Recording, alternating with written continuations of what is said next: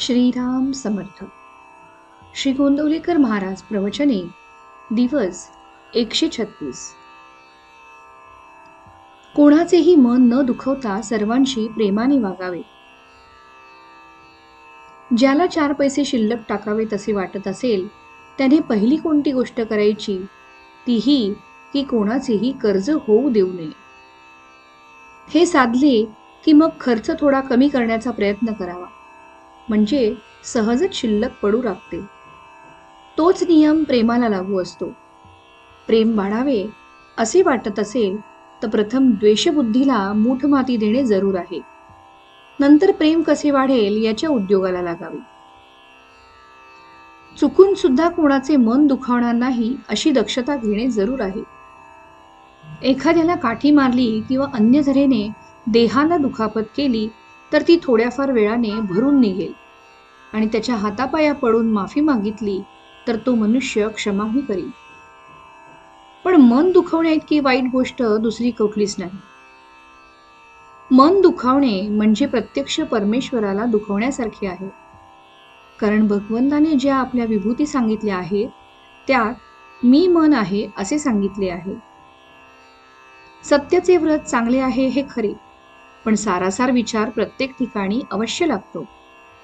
एखादा मनुष्य जर असे म्हणाला की मी एक सत्य तेवढेच जाणतो आणि सत्य बोलताना आई बाप माणसे देव गुरु वगैरे कुणालाच ओळखत नाही तर त्याला काय म्हणावे.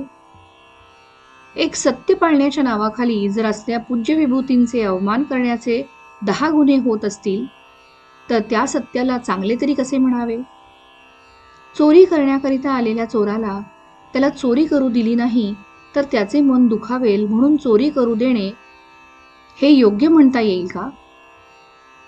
सारांश प्रत्येक गोष्टीत सारासार विचाराची गरज आहे. समजा एका बापाला 4 मुलगी आहेत.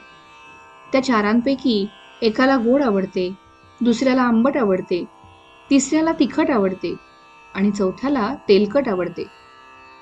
आता प्रत्येकाच्या या रुचिवैचित्र्यांमुळे जर ते भांडू लागले तर भांडण कधीच मिटणार नाही. म्हणून भांडण मिटवायचे असेल तर चौघांनीही एकमेकांच्या रुचीकडे दुर्लक्ष केले पाहिजे हे पहिले काम.